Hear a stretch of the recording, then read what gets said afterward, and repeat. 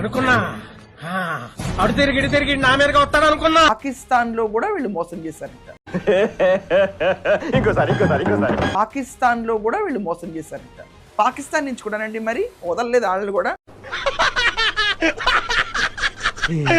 మనకి శత్రు దేశాలు మిత్ర దేశాలను కూడా వదిలేసేసి వీళ్ళ బిజినెస్ కి వీళ్ళు బిజీగా ఉంటారు. అంతే ఏదో సరదా కమ్యూనిటీకి వరకే వీళ్ళు బోల్తా కొట్టించారేమో అని. లేదు, దేశాలు ఖండాలు కూడా దాటిపోతున్నాయి.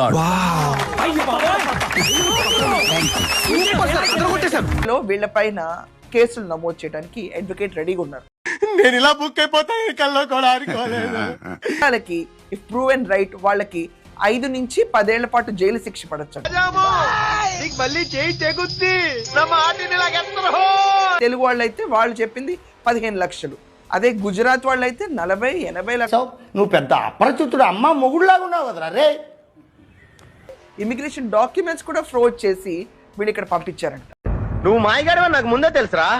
ఏదో 4 మెసలు కట్టేసి బుడగలు కట్టేసి మమ్మల్ని ఎదో చేస్తావు. 10 లక్షలు కాదంట, 40 లక్షలు ఒకరి దగ్గర, 80 లక్షలు ఒకరి దగ్గర కూడా వసూలు చేశారంట. ఇది వ్యాపారం లేదు అన్నట్టు నందూస్ వరల్డ్ ఫేస్బుక్ లో మాత్రం ఆవిడ పాత వీడియోలు పోస్ట్ చేస్తానే ఉంది. రేపు నీ పని ఖచ్చితంగా పూర్తి చేస్తాను. ఇలాంటి చాలా ఉన్నాయి, ఇంకా దాచాం కుప్పలుగా.